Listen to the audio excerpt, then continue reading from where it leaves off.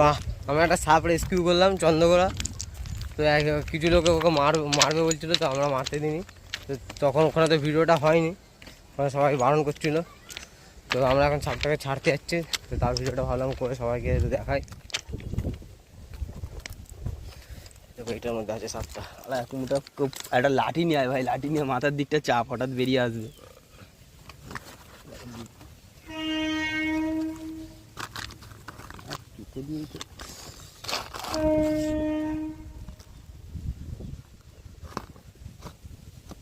এবার পাফা সরা।